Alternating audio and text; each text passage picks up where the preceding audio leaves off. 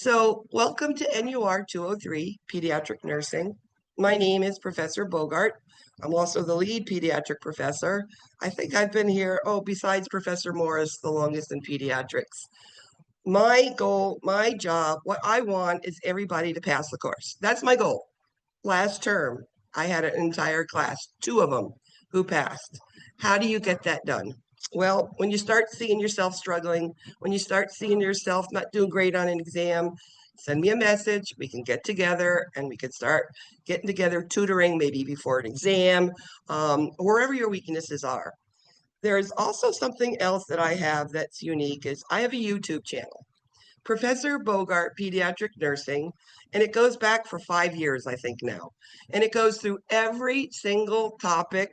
I talk differently every time I lecture, so there's a little bit differences, but you can actually go ahead and listen to the lecture before you come in, or, oh, I missed that part, I didn't get it, let me go back and listen, and let's try to listen on a different recording. So that's there for you. Also, in that YouTube channel is a lot of information on dosage calculation. If you want any of the worksheets that go along with the dosage calculation, let me know. I can teach you how to do it very simply. Math is not hard. I can make it logical for you. So that's my promise to you. If you want to learn, if you don't know it, I'm going to help you. So today, what are we going to do? We're going to be doing a quick overview of the orientation PowerPoint you saw last term in maternity. Also, we're going to be doing a PowerPoint, which is over all of the concepts of chapters 26 through 30.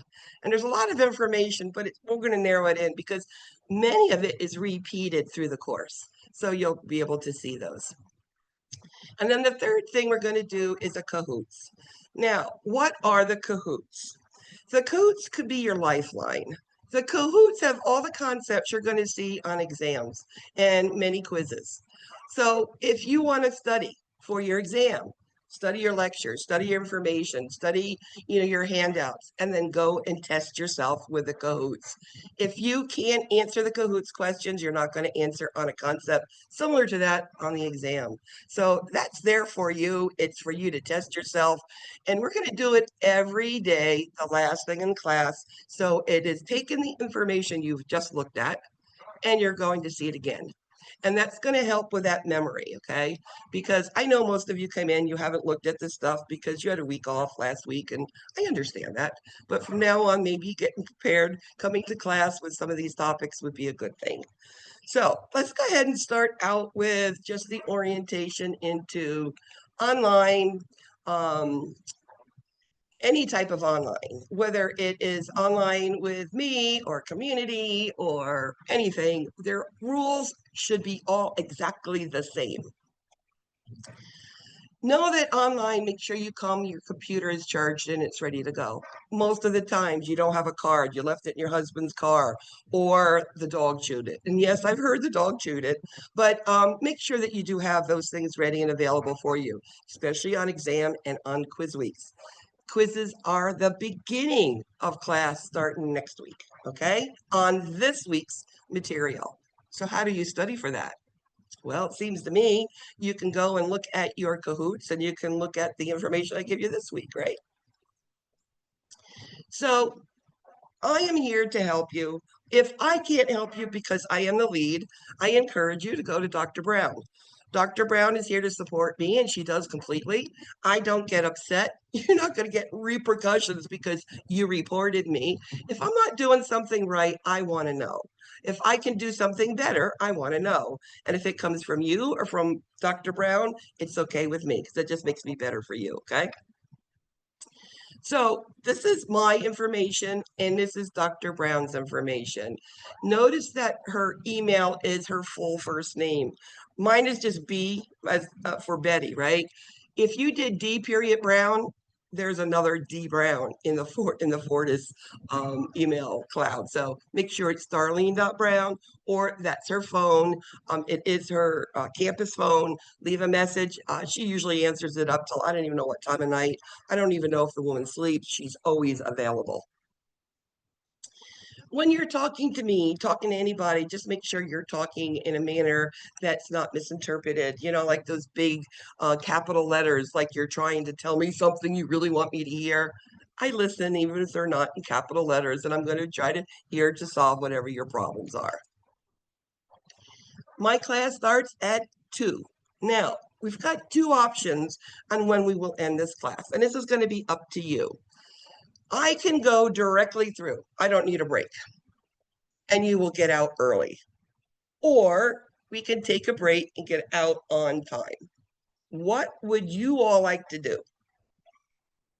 Put it in the chat box. Not take a break.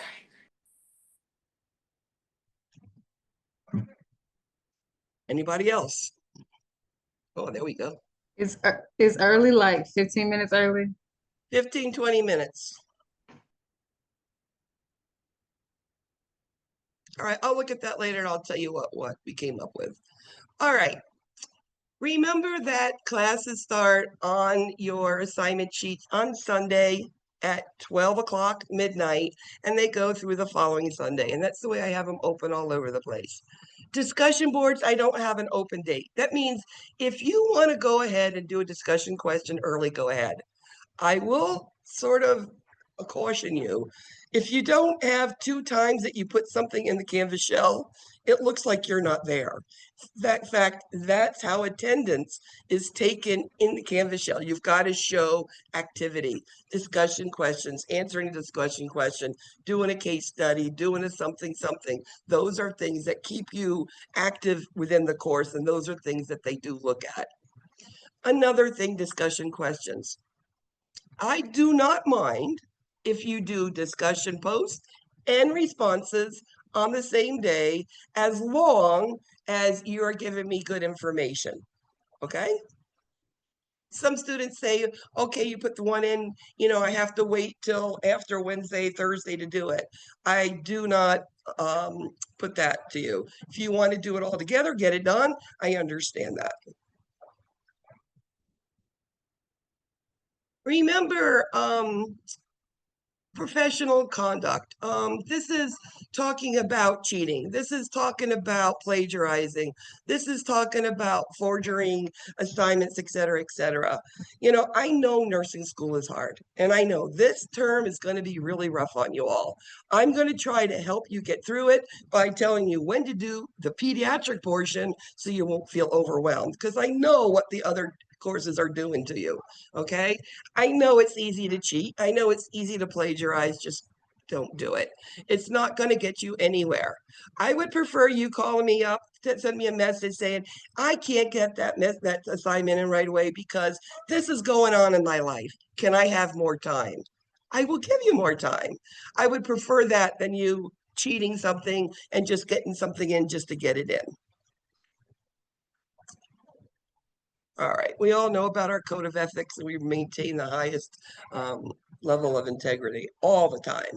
Another thing that we do see, and let me tell you, it is watched closely by Fortis, and it's about using resources like Sudoku and Course Hero, all those little sites on the internet.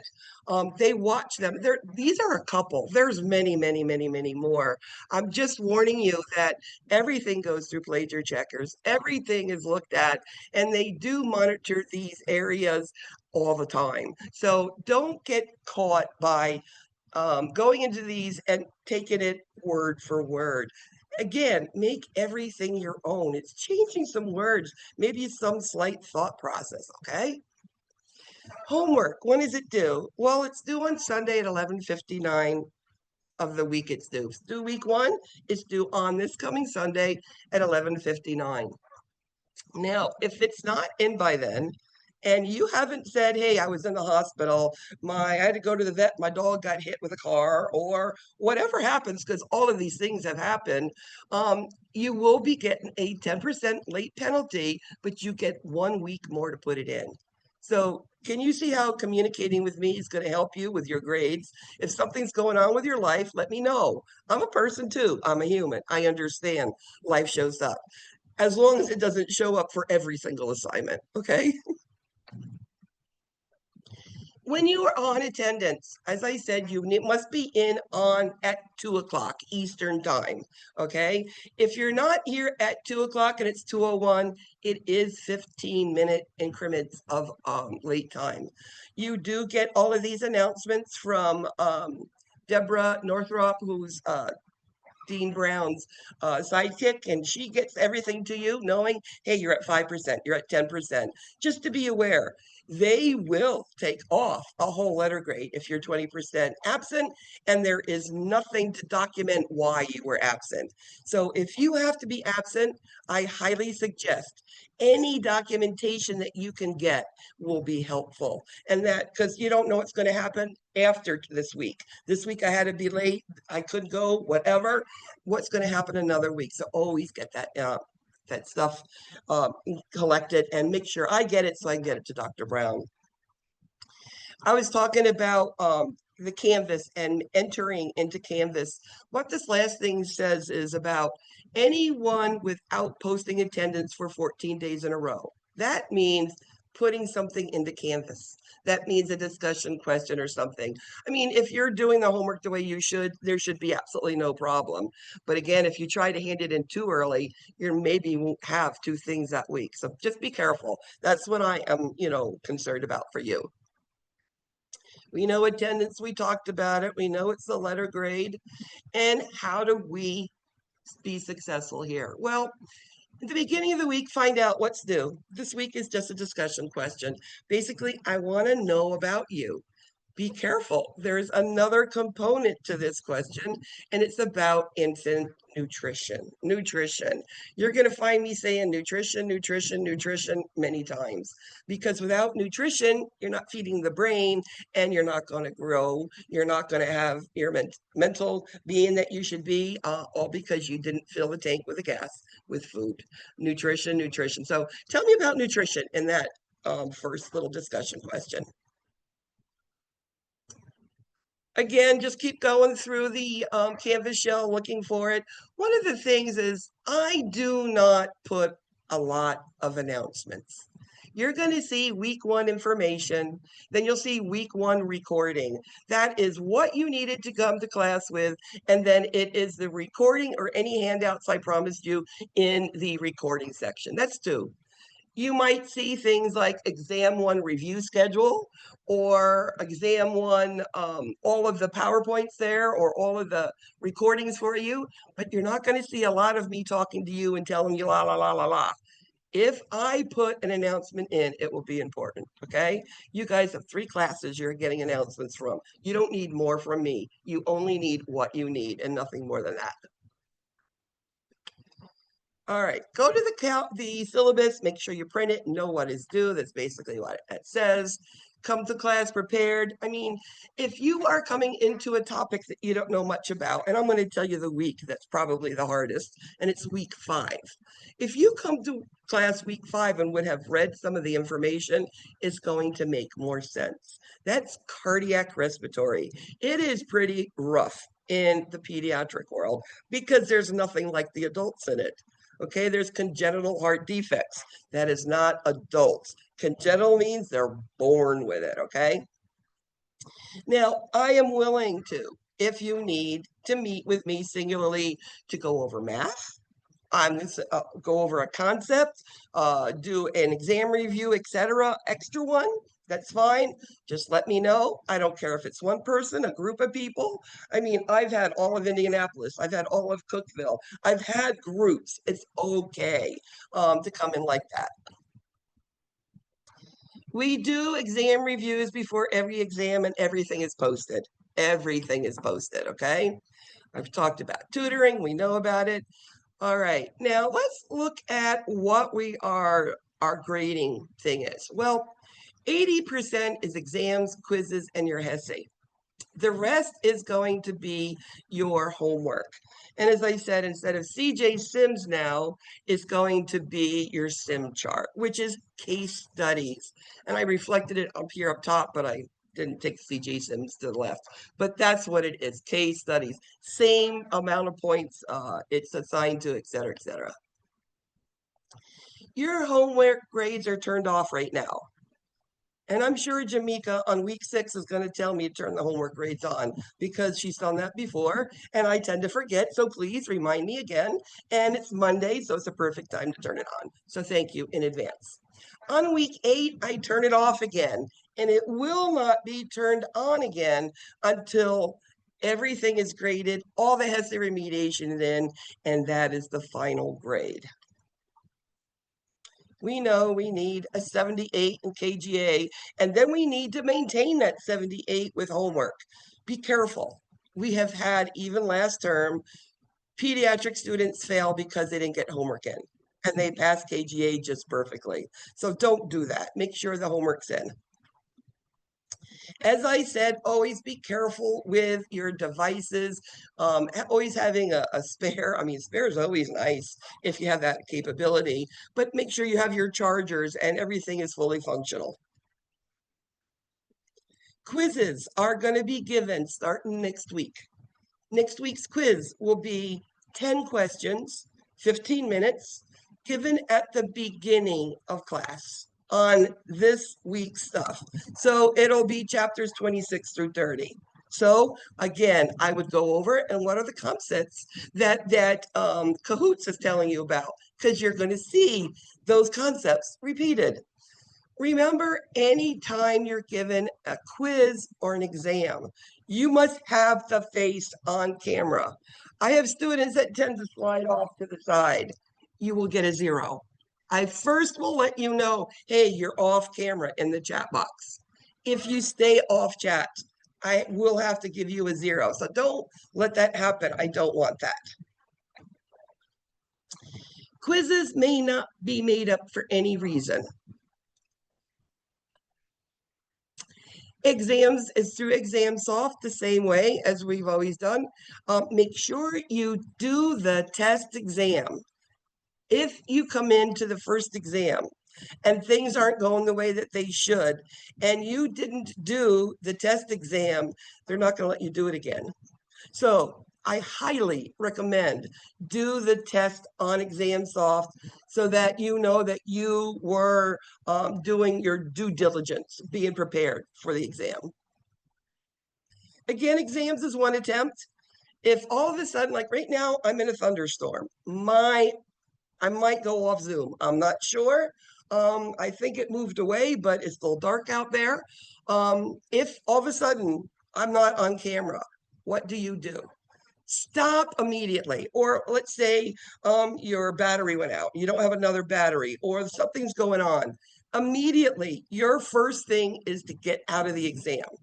I can go back and check dates with the clicks that you do on the exam through ExamSoft. There's a way I can look at that.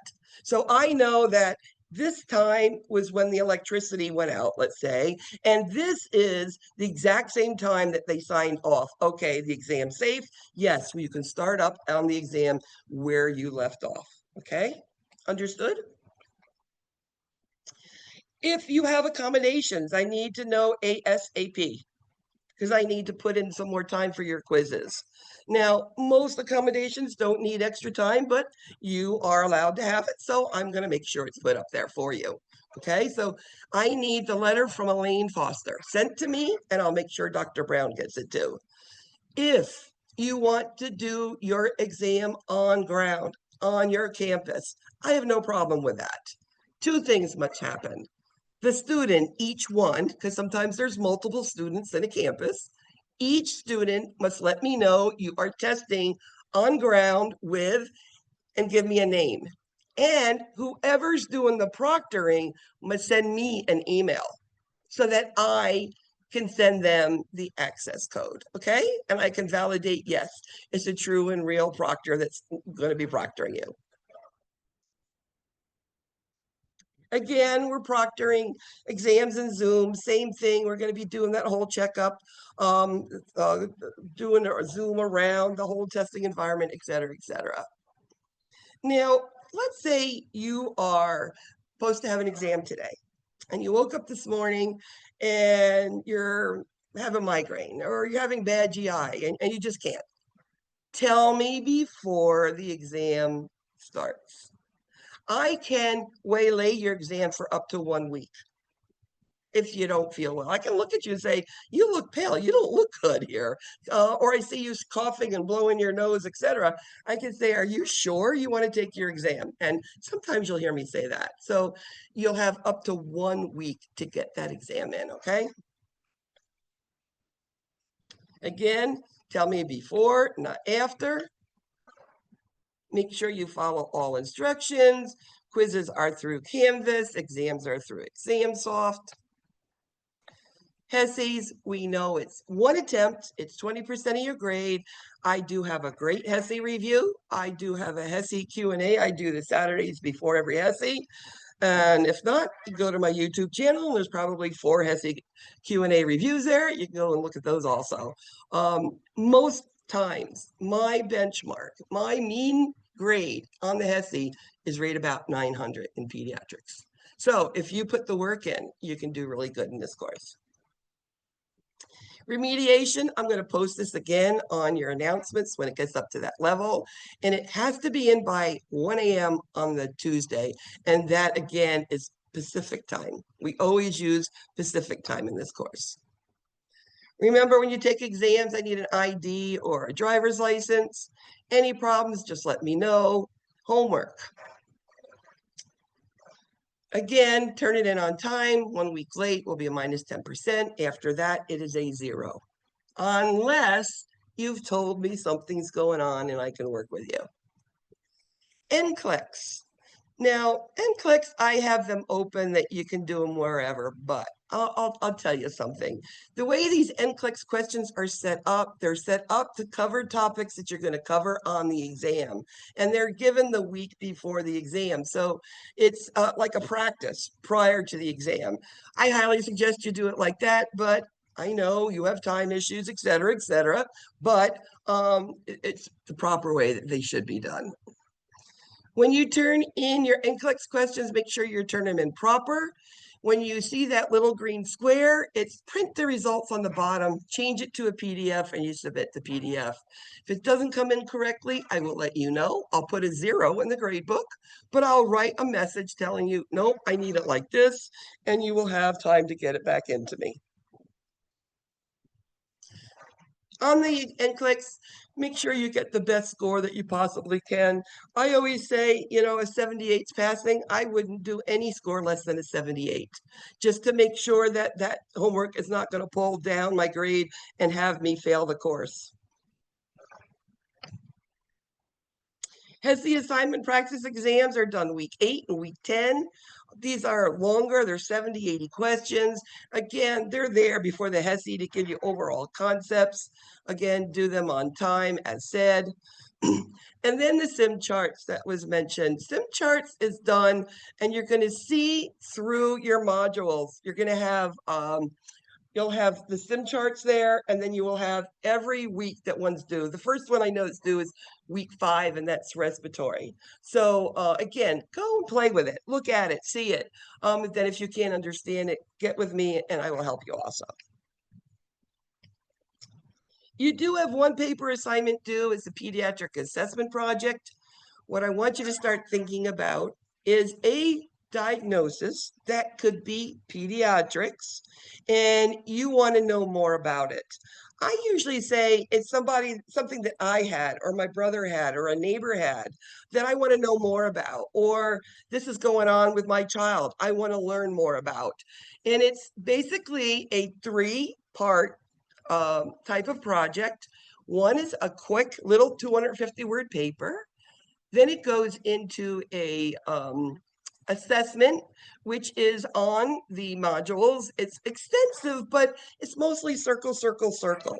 The part that I'm really concerned about is when you talk about the theorists and we talk about your nursing diagnoses, those are the end. They must be done as thoroughly as you can. Think about it. What do I need to do for those? The third part is a teaching, and it could be a PowerPoint.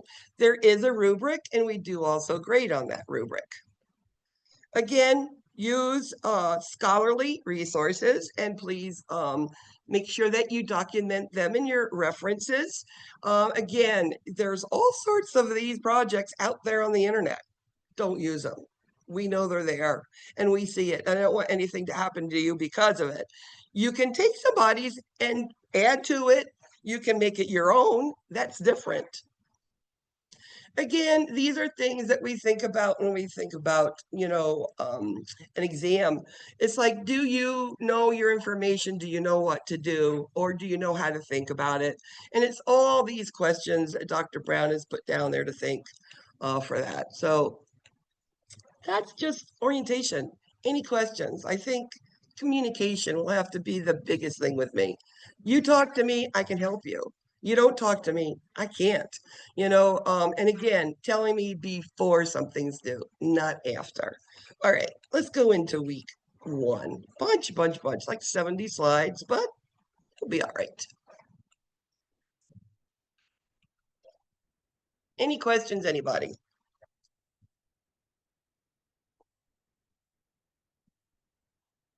So, healthcare and children. Well, healthcare in children is all over the place, and we're being more focused, realizing that children who are sick become adults that are sicker. So we want to make sure that we are looking at things. If you can imagine, if we have our oral health taken care of, our teeth are going to be fine. So they're not adult with bad teeth and bad nutrition, right? So it starts with kids, teaching them mental health, how to deal with things, nutrition, healthy weight, activity, and then going into adolescence, sexual health and activity. All of those things are things that we need to be focused and looked at with children to make healthier adults, I think. Now, one of the things the government does is something called Healthy People. Now, when I went back to school to do my BSN, I was 53 years old, okay? And they're talking about healthy people, and I had no clue what it was all about. Well, what it is, it's a government the way that they look at certain disparities, whether the elderly, the poor, the homeless, people, children are a disparity. They are something that really needs extra care, right? Well, these are the areas that, as for the 2030 new survey that's going to be coming up, that they're looking at. And that's what healthy people is. Any of you going on for your BSN, MSN, you need to know that site. This is going to be a place where you're going to find, you get those papers from right there, Healthy People. I'm telling you where to go. We know children get into a lot of everything. We know that if we don't deal with obesity, it's going to end up with type 2 diabetes. And this is school age. School age is where we need to teach them not to. Injuries, childhood injuries. I think the biggest childhood injuries is motor vehicles because they're in it, on it, or under it. I've told you, I've seen 3 preschoolers come to me as a trauma because I worked in the ER for part of my time, about 10 years of it. And this 3 of them had been ran over by a car. 3 outcomes. One, nothing happened. One was crushed up but fixed, and one didn't make it. So again, worrying about children, understanding age groups, what are the possibilities of injuries is going to help us prevent them. Vaping is the new big thing, right? So vaping is not a great thing. It's not good for the lungs. And if they start out as children, can you imagine by the time they become my age, their lungs are not going to be there anymore. And of course, mental health. And yes, children do have a lot of mental health issues because they don't know who to talk to. Infant mortality. Now, there's a word you need to know, and it's called neonatal. What is a neonate? A neonate is the first 28 days of life. After that, they're an infant till 1 year old. Because you're going to hear the word neonate and infant. What's the difference? That's the difference. Whether the first 28 days or the first year of life. We know that infant mortality has to do with how many live deaths per thousand. And it's the World Health Association, and they look at countries and all of that around the world. And if you can see this, the United States lags behind many other countries. I think Switzerland is actually the lowest infant mortality rate just because of their healthcare systems. But infant mortality is a lot because of low birth weight. I mean, that picture of that little child there is probably about 1,000 grams, less than 2 pounds. And those little infants grow up and they do become young adults if they're treated properly. Childhood mortality, kids get into everything, want to touch everything. They want to be bigger than they are. This is where they have those unintentional injuries where they fall off things. They don't know why they're doing it. We know that children, one of the big things as we get into adolescence is now it's a harder time of life. Now they're becoming more responsible for themselves, right? And now they're becoming a little bit more dangerous. They tend to do things because they're just going to try it and injuries occur, like motor vehicles, right? Homicide. Children, teenagers now, those adolescents think that they're big enough to pick up daddy's gun and look at it. And those where accidents happen. That's your homicides. And then, of course, suicides. When we go through the theorists, think about adolescence and think about suicide. We know why. We worry about body esteem, self-image. And if we don't like the way we look, it could form a big depression leading to suicide. Can you imagine being when you were an adolescent? You had too many pimples, you were too fat, you were too short, too tall, your hair was too curly, too straight, too long, too short, right? All of those things. And for some adolescents, they can't deal with it. And that leads to up to suicide. What happens and what can force children into having more problems later on with dying? And that are these homelessness, living in poverty, low birth weight, chronic illnesses. What's a chronic illness? Cystic fibrosis, diabetes, sickle cell, any of those chronic illness. Foreign-born adopted children, that's happening a lot more for some people who want to have a child and can't. And one of the biggest places that we exchange germs all the time, good thing, bad thing, well, I'm not totally convinced either way, but children in daycare. What do children do all day long in daycare? They swap spit, this toy to this toy to this toy, right? And it's a germ machine. So that's why. The art of pediatric nursing, the one thing pediatrics is, it's not just one patient, it's an entire family. So it's family-centered care. This is the reason why many nurses don't go into pediatrics, because of the parents. The parents can be difficult. They also can be the most rewarding, the most, I'll give you an example. Little Olivia was a very, very bad cardiac child. And I got very, very, very close with the mother eventually. But initially, this woman complained. She was always reporting us. The director of nursing was always around. It was quite, but they kept giving this child and this mother to me because I have a little bit of patience as than other. In the end, this woman and I became bestest of friends. And no, we're not like go out in the neighborhood and have a cup of coffee. No, but Nurses Week, every year I get a message from her. Or my birthday, I always get a message from her. So family-centered care is hard. It's rough, but it can also be extremely rewarding. Children are afraid of what? Being hurt, right? They don't want to be pinched with a needle. They don't want to be squeezed with a blood pressure machine. So our job as nurses is atraumatic care. That means delivering as little pain and discomfort as possible. Okay? That's what nurses have to do for children. We developed that therapeutic relationship, getting on the level of a 2-year-old and gaining their trust. It's an art. It really is. And then in the end, when you try to leave, they run after you. They don't want you to go home. That's an art. It really is. When you get that level of commitment from a child to you, that's when we can do all of the teaching and we can do injury prevention and all that. And it takes a little bit to get there. Nurses, we're there for what? We're there to support. We're there to hold them, comfort them, and give them a hug in bad times, aren't we?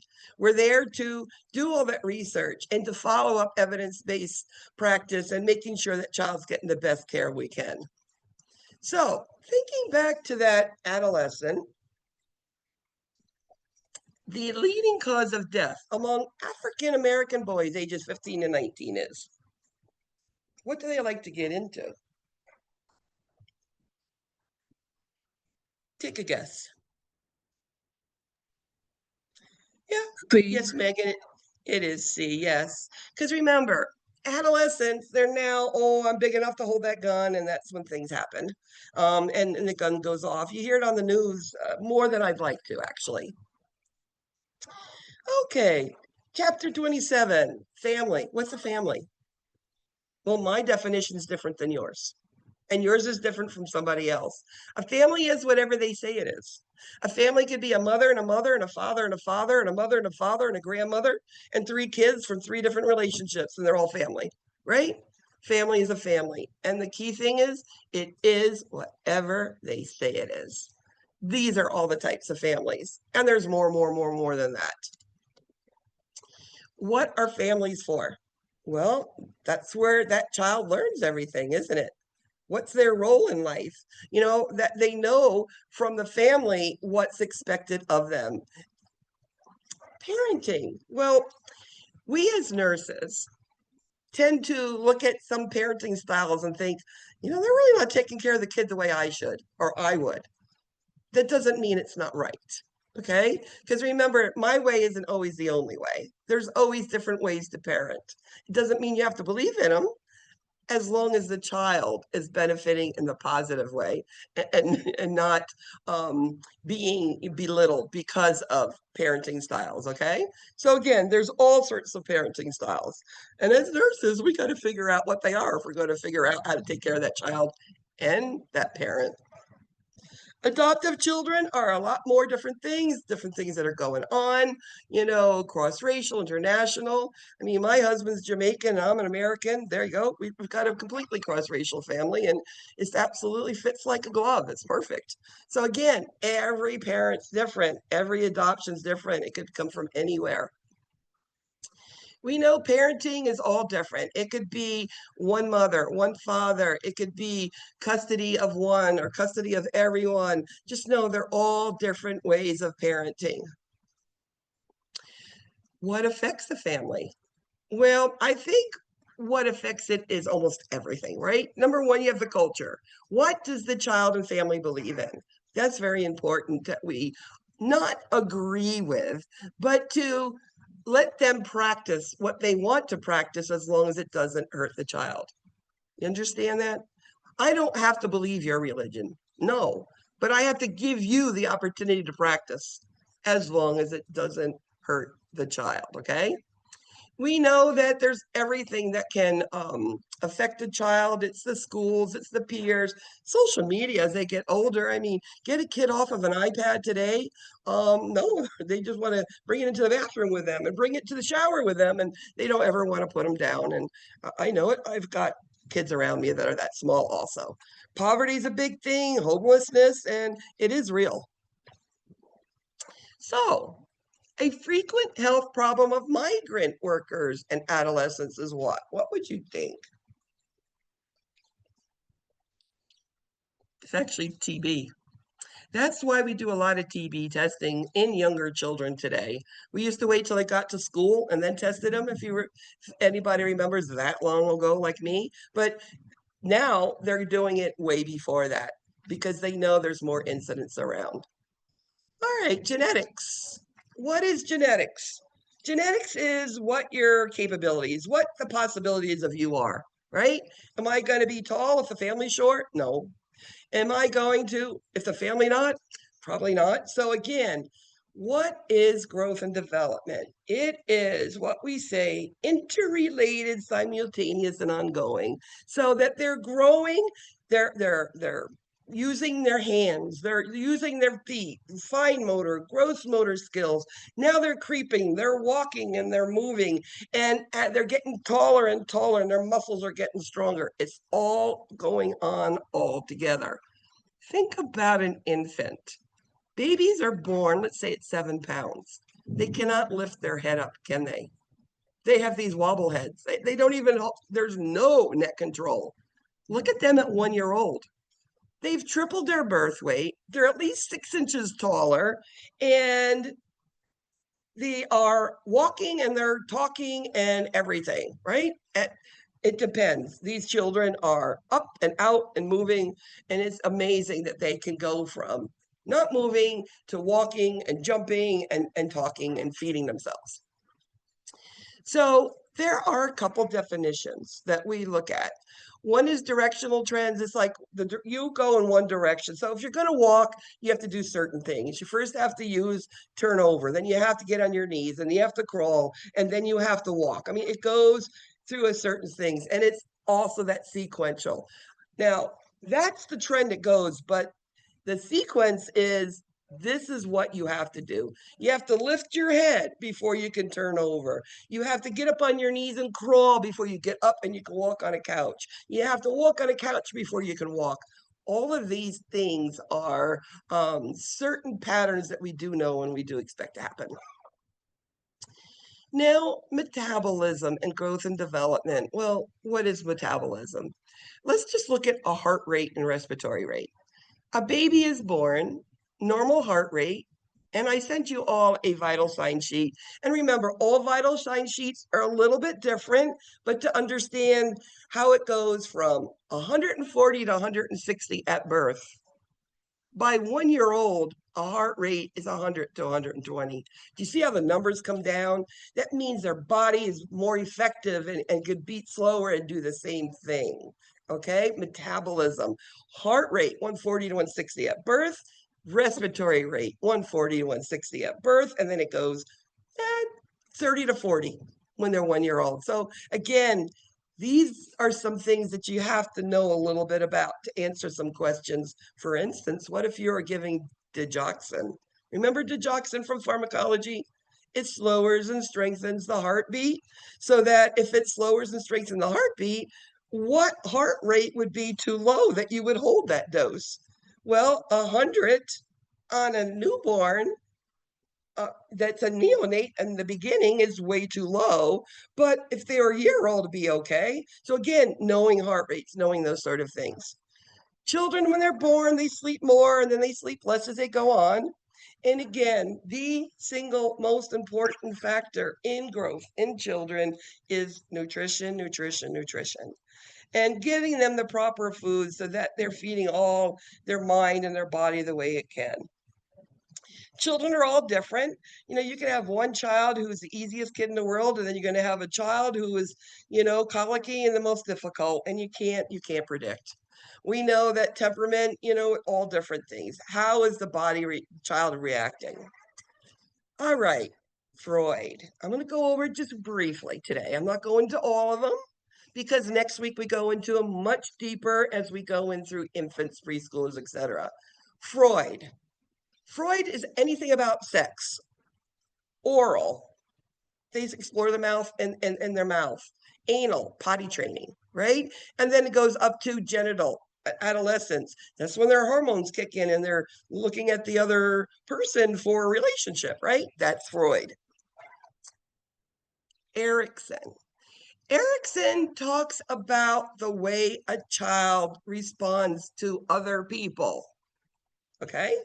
So, trust versus mistrust as an infant. Well, what do infants trust or not trust? They trust if they cry, somebody's going to come pick them up right away. And that's why they cried, because they trust you, because of a person. What if it's mistrust? Well, I cry, I cry, I cry. Nobody comes. So I even stop crying because it's not worth it because nobody's coming anyway. That's mistrust. So again, it's how a child responds to a person. That is Erikson. Piaget. Thinking. The first thing we do is we have a reflex palmar grasp, which means you put your finger inside a palm and they grasp it. It's just a reflex. But all of a sudden, Piaget thinking says, well, I know that if I did that, I actually liked holding on to mommy's finger. Let me do it by myself. Voluntary grasp, thinking. And then I took let's say a rattle that's now in my hand, and now it dropped in my mouth, and I went, I like that too. Again, thinking, thinking, thinking. Okay, that is Piaget. I'll tell you about that. And the last one we'll talk about is Kohlberg. And it's all of these weird names there. Just think it's all about morals, right and wrong, and consequence and punishment. That's all he is, okay? I will go it again next week and you'll understand it more. It's too much for today. So, play. What does play do? Play gets them ready, doesn't it?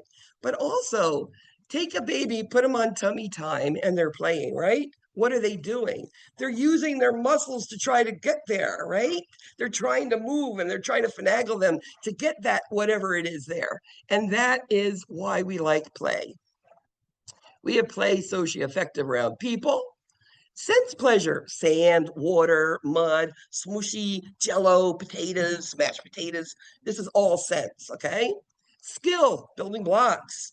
And then playing by themselves, playing with others, playing pretend, or just, putting a big old drama on. These are all sorts of play and extremely important in children. What do play does? What do these things do? Well, it develops sensory or motor development. Well, what does that mean? Let's break the word apart. Sense, that means a touch, a feel. Ori, mouth. So touch, feel in the mouth, motor, movement. So by touch, mouth, movement is how we play as children. And then intellectual. How about if we hide a toy? Believe it or not, infants have what we call object permanence, where you hide the toy, they know it's still there, they don't see it, but they go looking for it. Okay, that is what that means. And again, being around people, being creative, being aware, all of these things are so important for the development of a child. Okay, these types of play, you need to know the different names. Let me make it easy for you. Well, onlooker. I'm looking at you play. That's all it means. Solitary alone. I'm playing by myself. Nobody's with me and I'm playing. Parallel play. Toddlers play next to each other and not sharing any toys.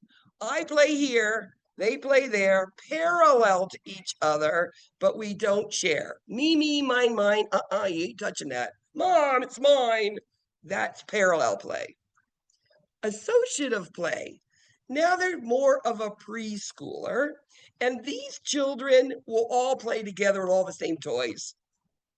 There's no goal, but they're playing with all the same toys. And then the final sort of play is what we call cooperative play, where you have two or more children playing together and there is a goal, whether it's playing checkers and somebody wins, or you're building a house and the house is complete. That are the types of play you're going to see them again. As I said, toys are that opportunity for that muscle growth and movement, et cetera, like I've already said. Now, one of the things as a pediatric future nurse, maybe some of you, is you're going to have to do assessments on children. And why do we do assessments? Well, we need to make sure a child is where they should be developmentally. And I'm going to give you an example. Usually, by about 6 months, a baby should be able to turn over completely from their abdomen to their back and their back to their abdomen. They should be able to do that. What if at 9 months that child still cannot turn completely over? That is a delay. That's something that needs to be told to the doctor. It needs to be addressed. And usually they will order physical, speech, occupational therapy, something. They need to catch these children up. It's just like ordering speech therapy on a child who doesn't speak enough yet. It's like all of a sudden you're teaching how to speak and you can't keep them quiet. Same thing with these plans, etc. Once you teach them, you can't stop them. These children just want to go, and that's the beauty of playing with children. They learn and they do turn themselves around really quick. We do know there's some genetic factors that do affect and influence, whether it's a syndrome, a Down syndrome. There's other things, Prader-Willi, Turner. Those are actually some good diagnoses you want to do on your pediatric assessment. Prader-Willi is a great one. I haven't seen one on that lately. Interesting. But again, they all have different things that they do, whether they overeat, whether they're cognitively delayed. Again, with anything genetic, is determining what caused it, and then what can we do to get that child to optimum performance? What sort of therapies? And then the other thing is getting therapy instituted as soon as you can. So physically assessment, well, remember, it's just a reminder, children have HIPAA too, making sure you protect their records. One of the things that's different with pediatrics is 18-year-olds aren't considered pediatrics. 18-year-olds can have their own charts. So again, do you give the mother and father that information? No, you have to ask that 18-year-old child, believe it or not, even if the parents brought them in, because that's what the law says, just to let you know. Now, we've talked about parents and we talked how they can be difficult, right? And we can understand that they have their child who's sick in the hospital and they're scared and nervous, etc. So, what can we as nurses do to help them? You can encourage them to talk. If they start going off on a tangent about this one and that one did this and that, no, bring them back to what's going on now. Let me help you now. I can't change the past, right? Again, using silence, being empathetic, you know, cultural awareness. One of the things that I learned is, I was from a town that had no culture at all, really. And I moved to Miami back in 1980, believe it or not, before most of you were born. And when I came down here, I was not subjected, I was surrounded by so many cultures that I had never seen before. And each culture is different the way that you should treat them. An example that I always think of and I remember is when I was talking to a family from somewhere in the Middle East somewhere, and the father was the front and center spokesperson. I had to remember these types, or my opinion was, or I thought, is you shouldn't look at them in their face. That was a sign, wasn't a respect. So again, understanding a little bit about cultural awareness can help you along the way. And again, if you don't understand the language, get somebody who does, do the interpreter. Never a family member, never an older brother or sister. Okay, only an interpreter or those blue phone things. Remember, kids, that we can communicate them differently through many different ways. Again, it's understanding what the age of them is. Taking a history, again, that mother, that grandmother, or that aunt, or whoever's the strongest will there, is going to be the informant and giving you what's going on with that child. And figure out what do we need to do to take care of them. Things that we would be looking at is the birth history. Were they C-section? Were they a normal vaginal delivery? Did they stay in the hospital? Were they in the newborn ICU? Do they have respiratory issues? All of these things do make a difference for the younger kids, okay? Any sort of illnesses. Of course, allergies and medicine. Did you take anything today? And I think one of the most important is those immunizations. You get a child who comes in the hospital or ER or doctor's office, and you're the nurse, and the child has a fever and is coughing and nasal mucus. You want to know that that child was immunized against those batter type diseases, not just an upper respiratory, okay? So immunizations are really important to know their history. And again, are they on the normal track for growth and development? As we get older, sexual history, knowing that with your adolescence. And the one thing that I've always had to do first is, here's the family, this is the structure. How do I work with it? Do I talk to the father, the mother, the child? They're all different. And it's something you just feel as you're talking with them that you'll know. Again, children, it's not head to toe. Forget that. It's not health assessment. Pediatrics, you do what you can do when you can do it. I'll give you an example. Let's say you have an infant who's asleep or quiet, playing in the mother's arms. What are you going to do? I'm going to listen to breath and heart sounds first, because they are quiet, they're calm, they're not moving. I'm not going to have to look at the eyes and ears and mouth and nose and work down. No, That doesn't work in children. It's more of a quick focus of what you want to look at, and you get the rest when you can. One of the things is a sleeping baby, it's the best time for heart rate and for breath sounds. What do they eat? How do they eat is important, especially from a culture that doesn't eat all types of foods. Knowing what those practices are and making sure that that child does get an appropriate meal plate. I mean, if you are a child that does not eat meat, you wouldn't want a big slab of sausage on your plate for breakfast in the morning. That would not be a good thing. So again, being aware, making sure that they get what they need. Again, it just shows that you are caring. We know children are small, large, overweight, or at risk. We know all of those things are possible. So, how do we prepare a child for an assessment? Well, I ask you, where is the child most comfortable and feels safest? Is it sitting on the mother's lap or is it sitting next to the mom's lap? That's where you're going to put them, right? That does minimize the stress and anxiety of that whole thing.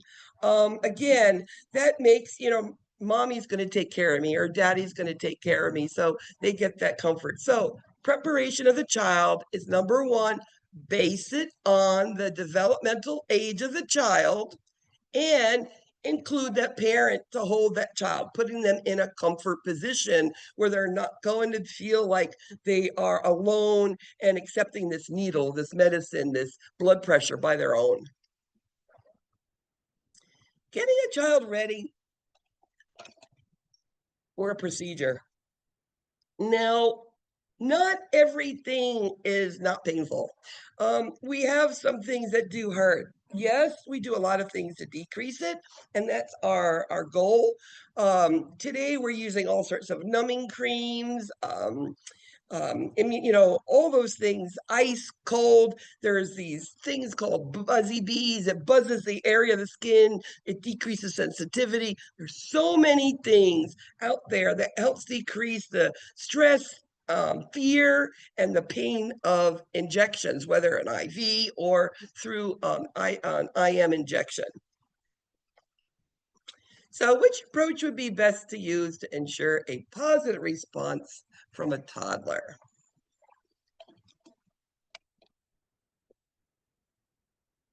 Yeah, toddlers ages 1 to 3.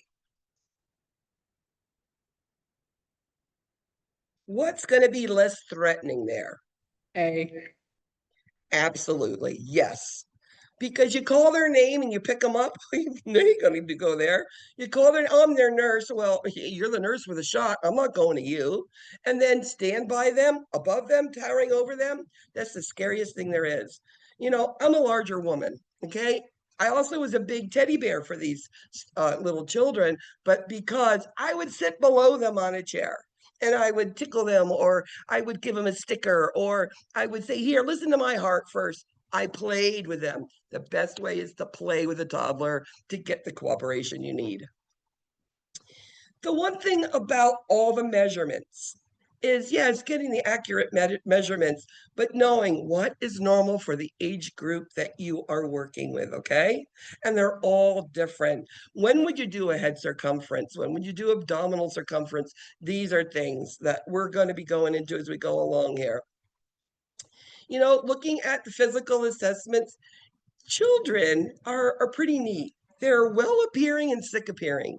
If you see a child that doesn't feel well, they look like they don't feel well. And if they're not sick, they're going to look not sick. It's very, very easy. Lymph nodes in a child. What do you think? Do you feel lymph nodes all the time? Anybody? In the neck, do you feel them all the time? Only when you're sick.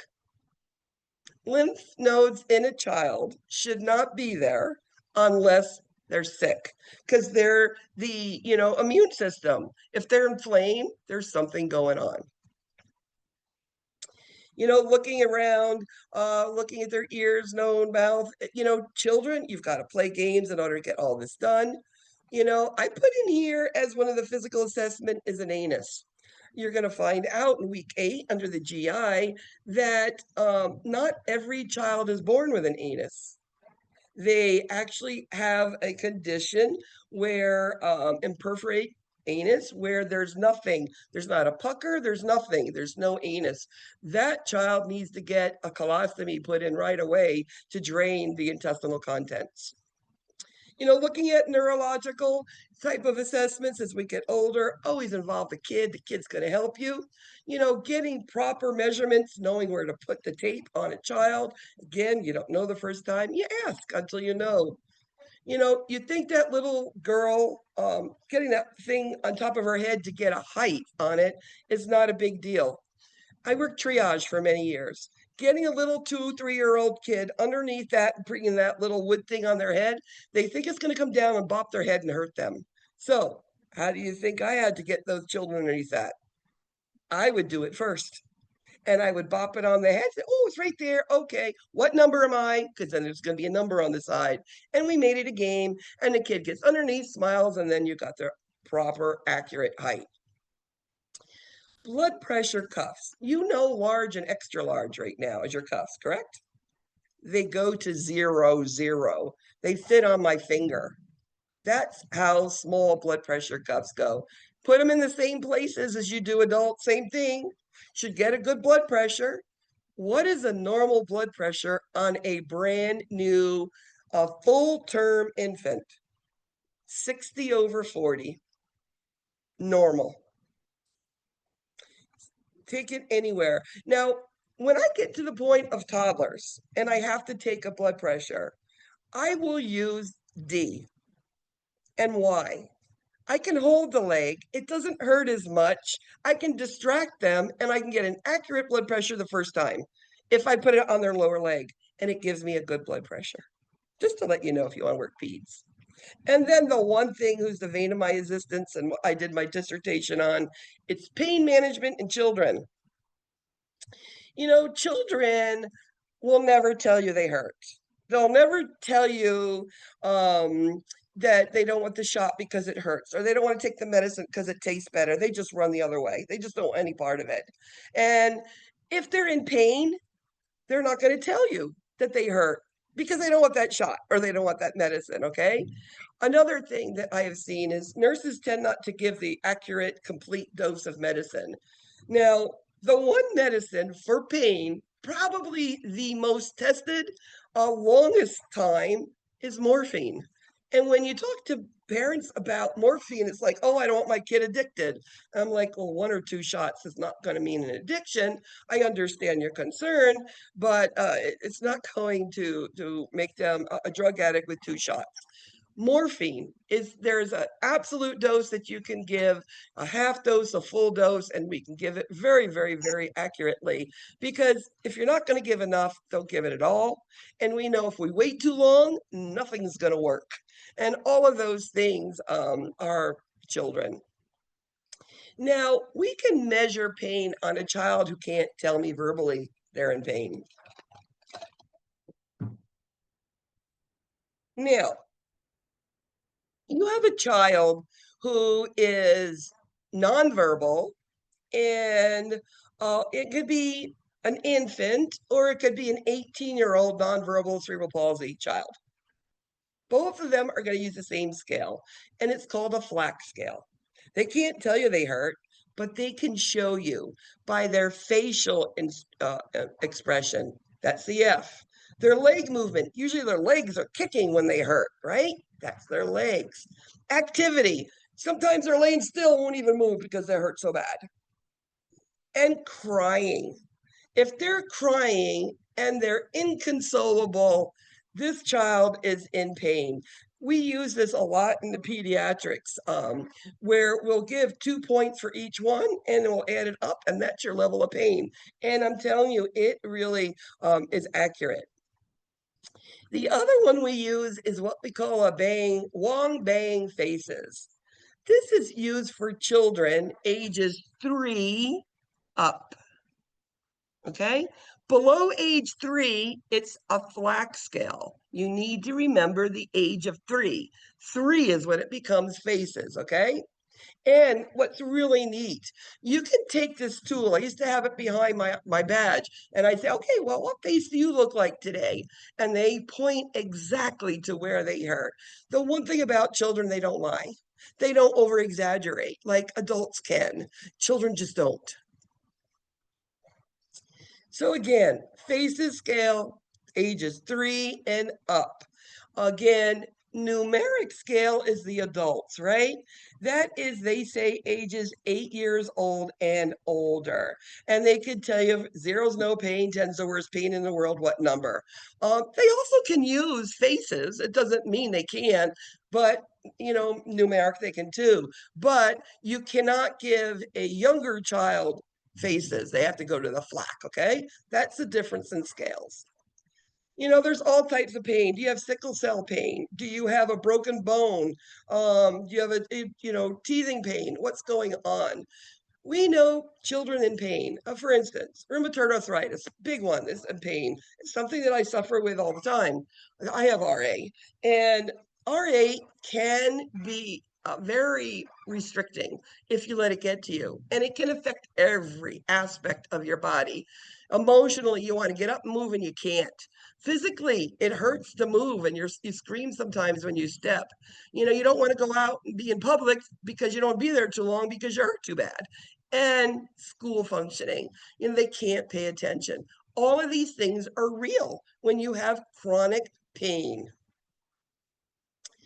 There is a other types of pain checklist. That's why I just put this one in here to know. Usually, what we use are the faces, we use the FLAC, and we use numeric. There are other scales out there, just to let you know. Now, do we just have to give pain medicines when we take care of pain? No. We can do distraction. I've found many different ways that we can use distraction. And you know what I probably found out is the best way? Is music. Take a newborn ICU, cardiac ICU late at night, and the kids are whiny and they just can't get comfortable. I will put the radio on some stations, so maybe an old country rock or something, just enough music going, not too loud and crazy music. I'm telling you, the whole room would calm down and they would quiet out. So yes, music can work. Distraction can work. Giving a child an iPad, giving them a game, giving them cards, give them stickers, distract, distract, distract. There's all sorts of different things that we can use. Child life is the great one that comes in that can help us with this, with all the different types. I mean, that bottom left-hand picture is actually a girl doing kangaroo care for her baby. And if you see it close enough, the baby has an intubation tube in, and she's on the chest. And let me tell you, they calm right down when they go to mommy. The other thing that's used quite a bit in newborns is a non-nutritive sucking or a pacifier. I did research on the pacifier. And what I found is there's an article written by Harvard neurophysiologists. And what they said was during circumcision, if you used a pacifier or morphine for pain control, they were both the same. There was no difference. So a pacifier, you have a little infant, fussy, fussy, fussy, you give them a pacifier and they calm right down. And that's my point of showing you that. Well, what else can we use for pain? I mean, we don't have to use morphine and all that good stuff. Simple Tylenol, acetaminophen can be used, NSAIDs, your ibuprofens. As I said, opioids using properly are great. And then there's all that sophisticated type of delivery, whether it's the PCA pump, that patient-controlled analgesia. Do you think children could use patient-controlled analgesia? Yeah, they can, if they're old enough to understand it, because these pumps have a lockout on them. So they can't give themselves too much. They can give a certain dose every certain minutes up to a certain amount for the whole dose, okay? So it actually can be done really, really well. Another thing is this little girl is smiling. She's got that thing on her arm, it's called a tegaderm. And underneath that little white blob, that is a numbing cream called EMLA. And why is she smiling? is because she's going to get some lab works done. And they numbed the area with numbing cream. So she's going to get her lab works done. And guess what? It's not going to hurt because we numbed it. So again, it's another way to distract the pain by not letting them have the pain. Interesting, isn't it? So children pain, it's all over the place. I mean, it depends on what you're going to do and what you're going to give them. Could be teething. Immunizations, I think, is a big one with some of the parents. They're like, I don't want to give them 4 injections. It's just too many for the first 2 months, 4 months, 6 months. And they're worried about the pain of the injection. Yes, we can give numbing creams. We can do all sorts of things to help it. But that always is parents are worried about. As I said, circumcision, that could be just a pacifier. My grandson, at age 1 month old, had a circumcision because it was just too tight and we had to do it. And he did it with a pacifier with sugar water on the end of it. And that was it. And it worked. So, which of the following is an important consideration in understanding the pain experience in children? B. Yes, very good. So let's go ahead, let's do a cahoots. Anybody need to go to the ladies' room quick? Men's room?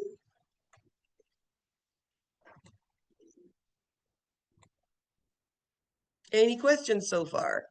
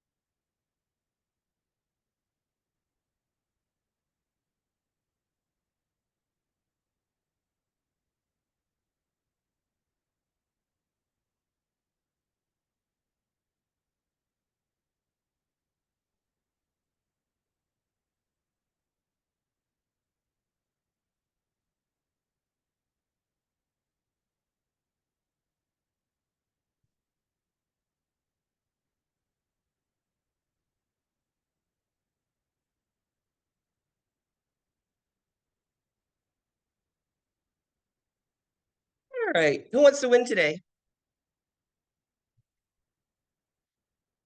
Jamaica's gonna win, Chloe's gonna win, Mariah, Megan, you're gonna win.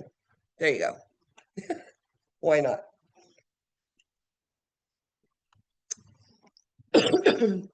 Again, I'm going to send this and dosage calc worksheets and everything to you when you're done today. The leading cause of death from unintentional injuries in children is, and if you look at that, what is every age of children will it affect? Think about it.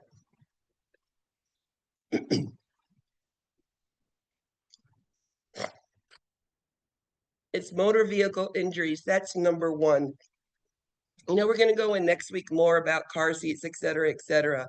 But it's either they're in it, on it, or under it. So motor vehicles.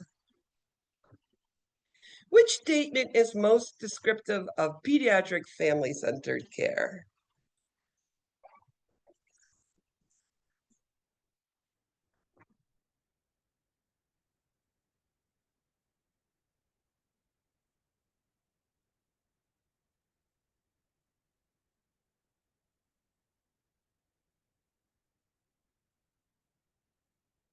No, family-centered care. The family is the only constant in their life. Think about an infant. Who do they know? They only know their family, right? It's as they go old, get older, they go into school age, and they start meeting other people who will have more influences in them, right? So family is that constant. The major cause of death for children older than 1 year is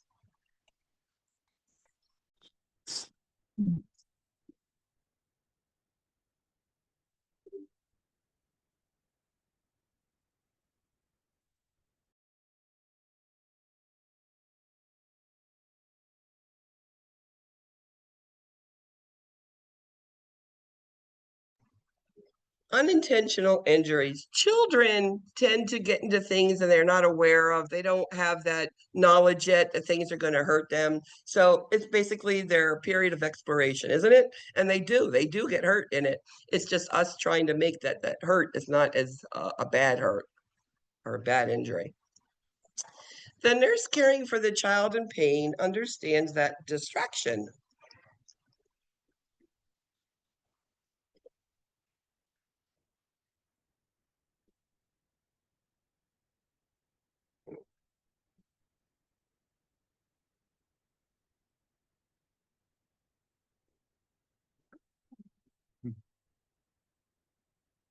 So distraction must be developmentally appropriate. Let me give you an example.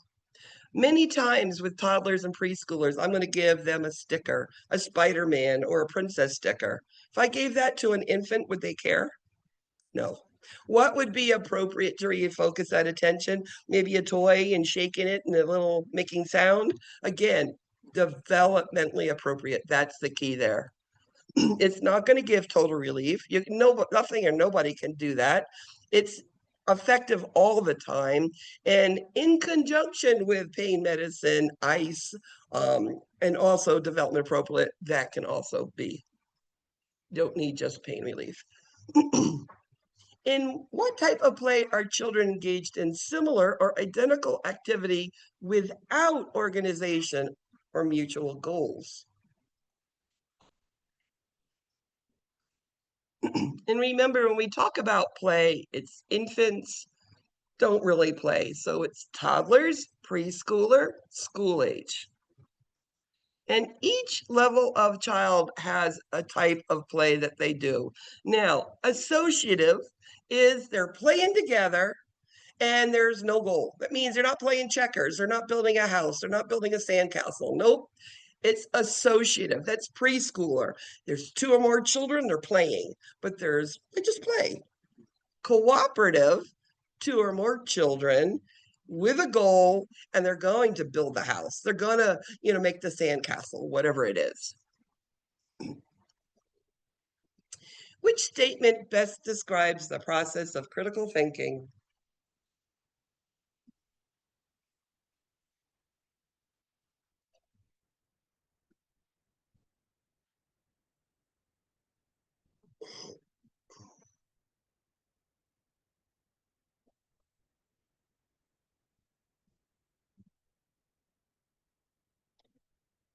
Critical thinking is purposeful and it's goal directed. That means if I want to go out today to the store, I need to get my keys, I need to get money, I need to be dressed, I need to open the car, and I need to go in the car, I need to turn it on, right?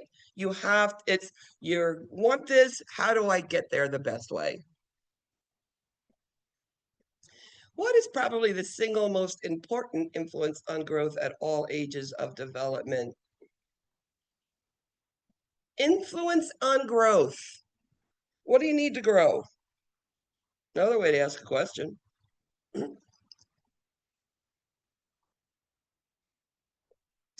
Nutrition, nutrition, nutrition. If you don't put gasoline in a tank, it's not going to run, and the child's not going to be alert, and it's not going to function the best it can. It won't. Which function of play is a major component of play at all ages?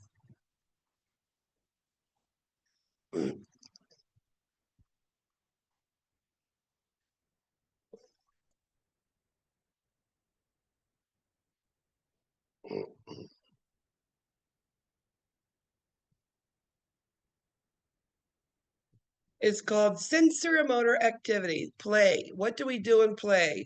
There's a touch to it, or it's the mouth with it, or it's the movement of it. It's all about those three things which make play, whichever way it is. How do you apply nystatin to an infant with thrush? Do you remember that from pharmacology? Nystatin is a liquid that we give infants with thrush. Well, what is thrush? Thrush is a fungus on the tongue, and it's white, and you can't scrape it off. And we give this medicine. You can't just give it to them swish and swallow like you would do an adult, okay? You have to put it on a swab, and then you just coat that white painted area on the tongue. If you know thrush or if you've ever been involved with it, it does hurt. It is actually painful. So putting that medicine on actually does help with the pain. 3 children playing a board game would be an example of what?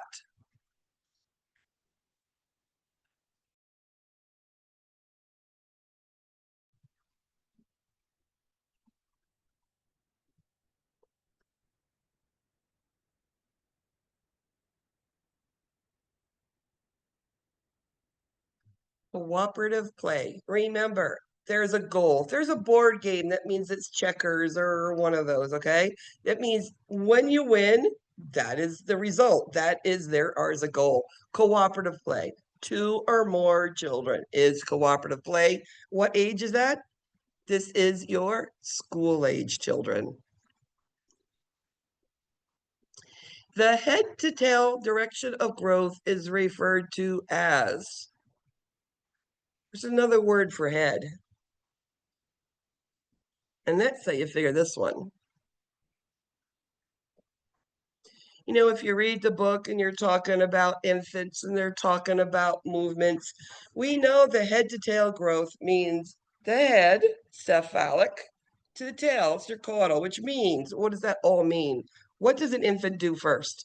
They're going to lift their head. So that's their head. What's the last thing they do in that first year? They walk. That's on their feet. That's the caudal. So head to tail, first year. What is the single most important factor to consider when communicating with children?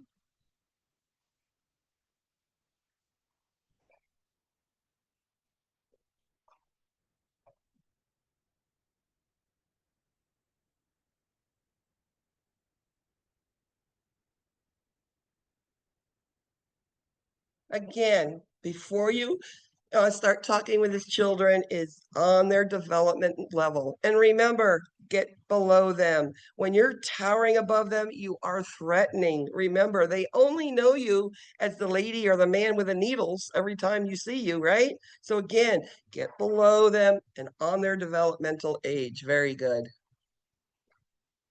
What 2-year-old child pain assessment tool should the nurse use?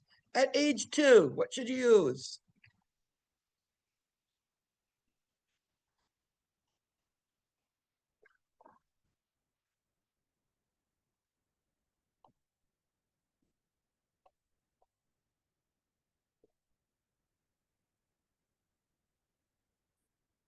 So 2 years old up to age 3, flack. At 3, it turns into faces. You need to remember that.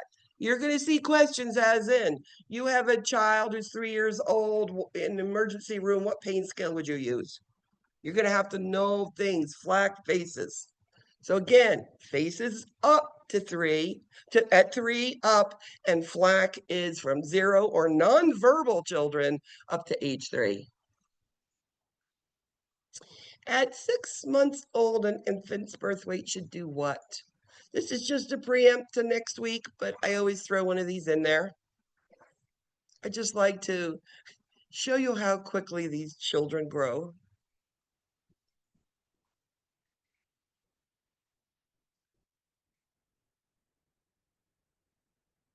So at 6 months, a baby's birth weight will double. At 1 year, a baby's birth weight will triple. Why do we need to know those numbers? Well, what if at 6 months, that baby born at 7 pounds is weighing 10 pounds? What is that telling you? They should be 14. They're telling you they are not getting the nutrition they need, and they need that nutrition, and you need to find out why. Because no nutrition, the brain's not going to work. Cognitively, they're not going to be there. They're not going to be where they should be. Okay. Very important things like that for developmental stages to know that 6 months, they double, triple at 1 year. The first expected fine motor developmental milestones for an infant begins with, remember, fine motors is F fingers. What do we do with our fingers first? What did I tell you? Wasn't it that one?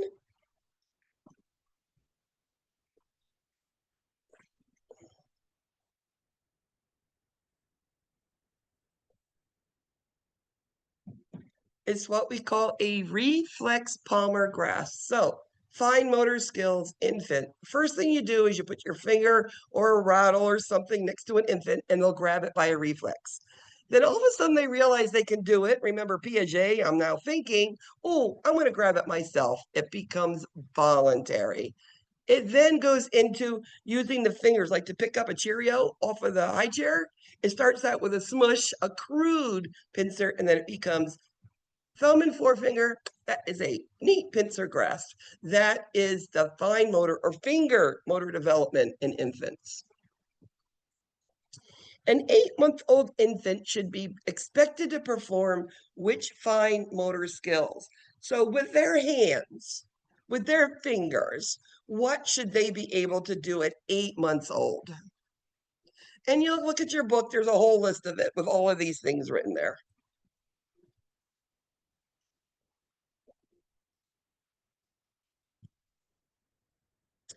So by 8 months old, they should be able to grab it by themselves, right? For sure. And it's that crude pincer. Take a little infant, who's this age, put them in a high chair and put those little puffs or cheery or whatever on the little pieces of something on their high chair. They'll take their whole hand and smoosh it. That instead of just the two fingers. That's the start of the pincer grasp. The natural physical developmental sequence that most children follow is, and this is actually gross motor skills here. What's the first thing an infant does?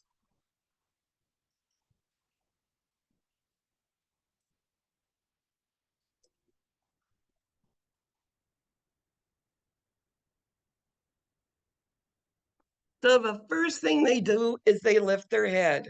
And then all of a sudden they're lifting their head. Their heads are big, right? And they lift it back, and all of a sudden they'll flip from their back to their tummies to their back, and then they go back to their tummy. And then they get up on their knees and they start creeping around the couches, and then they walk. This is like the gross motor skills. Which behavior indicates that an infant has developed object permanence? Remember I said this is where they see something, they know it's there, and they still go looking? It's amazing how an infant so young already identifies things and knows that it's going to be there and goes searching for it. And it actively searches for it. It's not there, they can't see it, but they know it is there. That's that object permanence thing. And then they'll start using their muscles. And that's why we do this. We hide things and put them on their tummy at tummy time. And they're moving their muscles and they're just trying to get there. It just helps build up strength. In general, an infant should triple their birth weight at what months of age? You all know this one.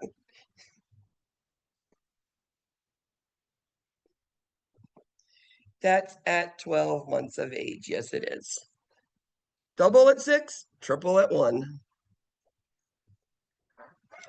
Perform a head to toe assessment on a toddler, most important to consider before beginning the examination.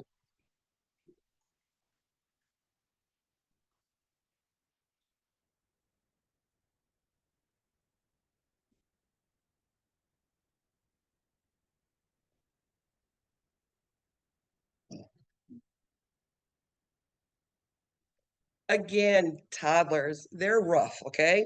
Ages 1 to 3, they're the ones that don't trust you at all. So, again, Get down on their level. Let them, start using play to try to get with them. Be on their developmental page, and they're going to be more receptive to you, and it'll be easier to get what you need to get done. So I carried stickers in my pocket. According to Piaget, toddlers are in the blank developmental stage. Piaget thinking, right? Piaget is all about thinking. It's learning that I grasp it, but now I like it, so I could do it voluntarily myself. What's all about thinking? It's sensorimotor. Now, as we go forward next week, you're going to see formal operations, autonomy. There's all going to be, that's Piaget and it's Erickson. But next week, again, I'm just showing it to you. These are the ones that you're going to have to know. Which intervention helps a hospitalized toddler feel a sense of control?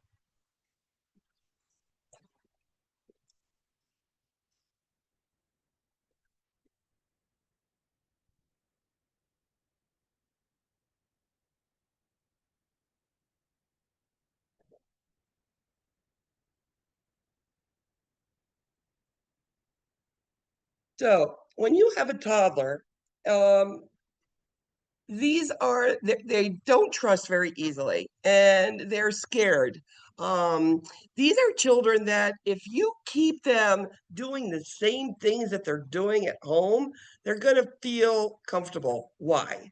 They know what's coming next. So they're not going to be afraid. So follow the same routines. Do you do the bath in the morning or do you do it at night? These little things actually make a big, big difference in toddlers. These are probably the roughest group to deal with. Probably my favorite, but they're difficult to work with. All children reach developmental milestones at the same age.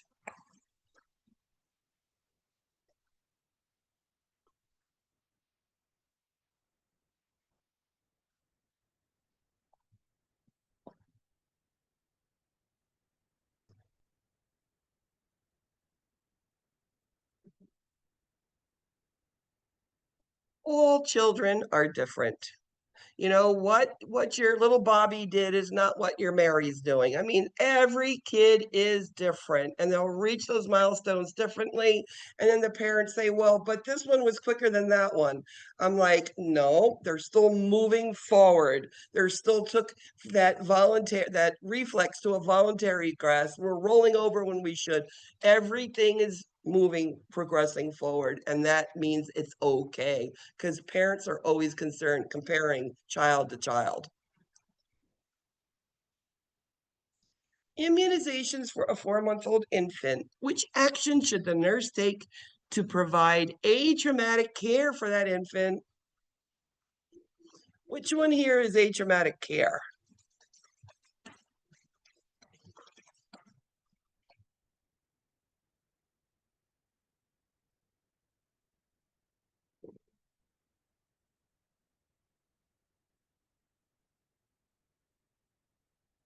So when we're doing atraumatic care, it means we're trying to decrease pain, right? Didn't I tell you that a pacifier with a little bit of sugar water on it can do a circumcision?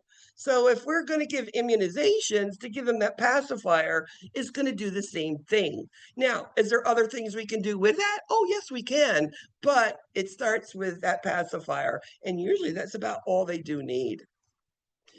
Would you give aspirin ever to a child? Never, unless it's one diagnosis, and we'll do that in week 5, and it's called Kawasaki. You don't give aspirin routinely to a child. Which of the following immunizations is administered to a newborn? It's actually the first one. There's a lot of immunizations, and you're concerned, do I need to know when they're all given, et cetera, et cetera? There's a couple that you'll need to know. This one here, first one that we give will be an important one. We usually give Hep B in the hospital prior to discharge. Sometimes it's at the first visit, and it really has to do with insurance, believe it or not. But hepatitis B is the first. Now, the rest of them are given at different times. And as we go through, you'll be hearing which ones are the important ones to know. Obviously, hepatitis B, you need to remember. It's the first one. Their normal heart rate for an infant is.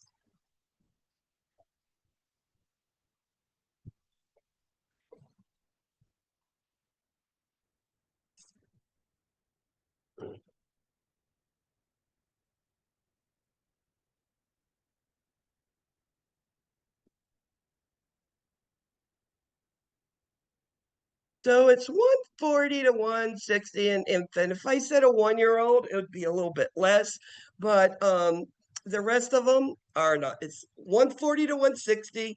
And as we get older, the heart rate decreases.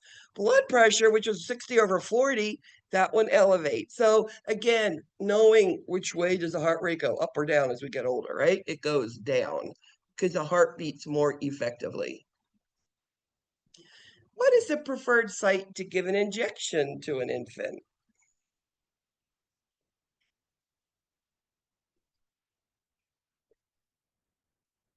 And if you look at that picture, I would be going in there and assisting that nurse give that injection. Somebody needs to hold that child's hands or it's going to have a problem. So it's the vastus lateralis is where we give injections to an infant, okay? The death of an infant under 1 year old with no known cause.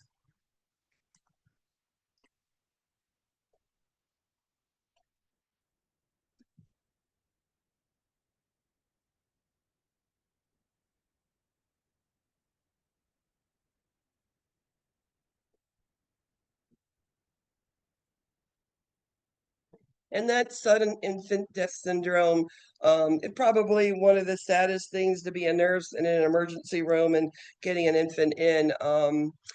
This is that case where you're going to be calling in the social worker, the patient rep, supervisor, anybody for help because it's not an easy time for anybody. The Vietnamese mother of a child avoids eye contact with a nurse. Considering cultural differences, why do you think she doesn't look at her?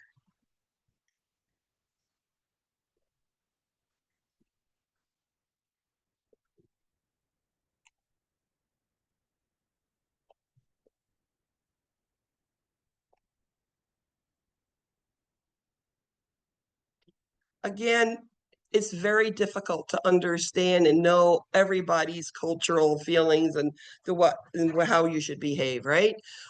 In the Vietnamese culture, it is showing respect. They don't look at them in the eyes. Do you have to know everything when you become a nurse? No. What I have found, as I said, I come from a town, there was not a lot of variety in types of people. There just wasn't. It's where I was raised. And I moved to Miami, and now I'm a nurse when I moved down here. And I had to learn because I wanted to learn how other people are so that I could not to give them the best care possible and not to offend anybody, right? How did I do that? I would ask questions. You would be surprised that parents and even teenage brothers of other children, they are more than willing to tell you what they are all about and what their culture is and what I can do to show respect. And they will. And I've learned that I get me more respect by asking because if you don't know, you don't know. You need to ask. A child from Mexico is hospitalized for a serious illness, and the father says the child's being punished by God. Why did he say that?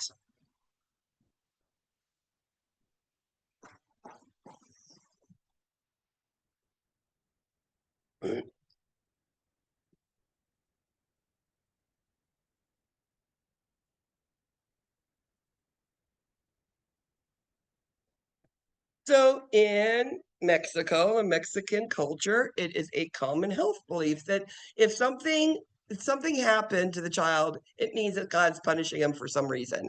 And they firmly, firmly believe this. There's nothing you can say that's going to change them. This is what they believe.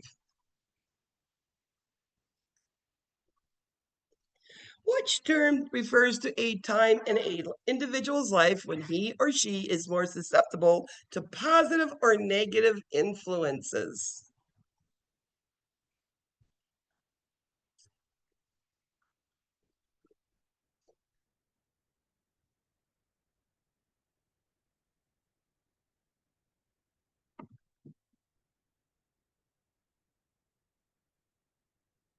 And it's called the sensitive period. They're sensitive times, right? Positive, negative influences, something that helped them or not, right? That's part of that.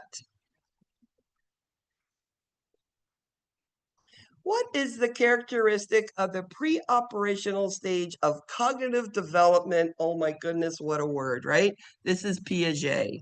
Cognitive development, pre-operational. What does Piaget? Take a guess. What do you think?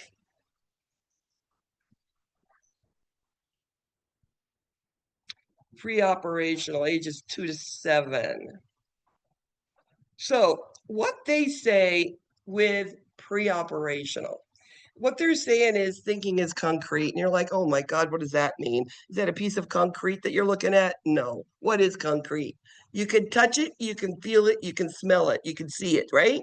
You've seen it done before, you can replicate it. You've heard the word before, you know the word. Concrete, I had to have seen it to understand it. It's not logical yet. That's your adolescence. They make logic, not earlier. In this earlier age, which is pre-operational, as you go through and look at the next week stuff, you'll see the ages, but they have to see it before they can replicate it. And last question. According to Kohlberg, children develop moral reasoning. What is the preschooler's stage of moral development? Preschoolers, ages 3 to 6. The way they think, morals, the rights and the wrongs, right?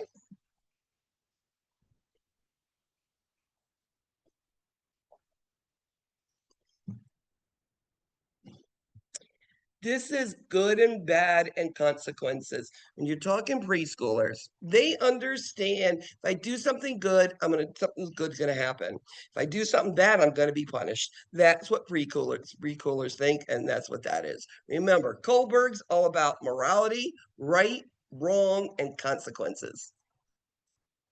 Okay, let's see how we did. Janessa, good job, Janessa.